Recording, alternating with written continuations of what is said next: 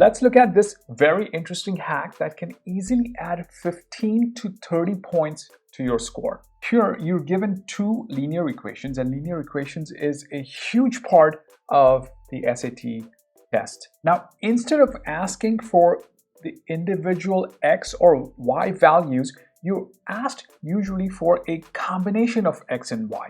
Here, X plus Y is asked. And that is why we call this hack the combo equations hack. So in other words, you're having some combo of X and Y and you're going to solve it.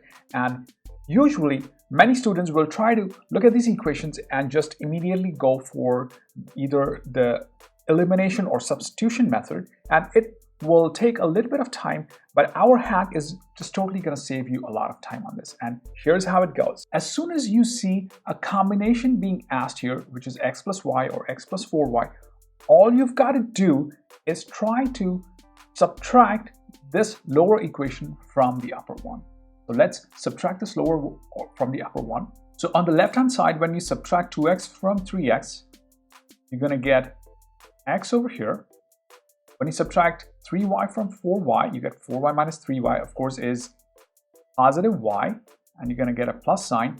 And here, 10 minus 3 is going to give you 7. And of course, you're going to copy down this equal to sign. And there you go. You pretty much solved it here. X plus Y magically appeared in the answer, and that's exactly what's being asked, and is equal to 7. And so 7 is your answer. This is a seemingly simple hack, but extremely useful if you're good at pattern recognition. So once again, you've got two equations. All you've got to do is subtract them. Now, sometimes subtraction doesn't work, and in that case, addition might work. Now consider these two sets of equations, and the question asked is, what is the value of a minus b? Again, it's a combo, and so the first thing you're going to try to do is subtract this equation from the upper one. When you try to subtract it, you get 3a minus negative 2a, and so that results in a positive 5a, and that's already starting to look a bit hairy. The second thing you could do is add these two equations. So let's add them real quick. When you add these two equations, 3a minus 2a is going to give you just a. Negative 4b plus 3b, negative 4 plus 3 is equal to negative 1, so you can just immediately write this as minus b. You copy down the equal to sign, and then you add the right-hand side terms, which is 10 plus 2, which is equal to 12. And there you go. A minus b is equal to 12. Magically appears right in front of you. Now, you try to solve this next question using the combo hack. Note that the value of x minus y is asked over here. It is another combination or combo of the variables x and y. You don't need to solve x and y individually. All you need to do is subtract one equation from the other, and the answer will immediately present itself to you.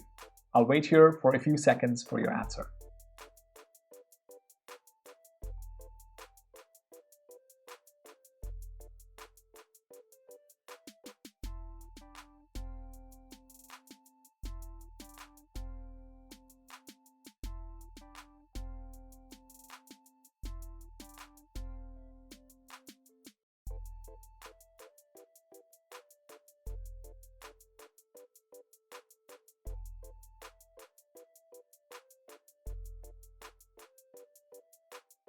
All right, hopefully you were able to get at the answer.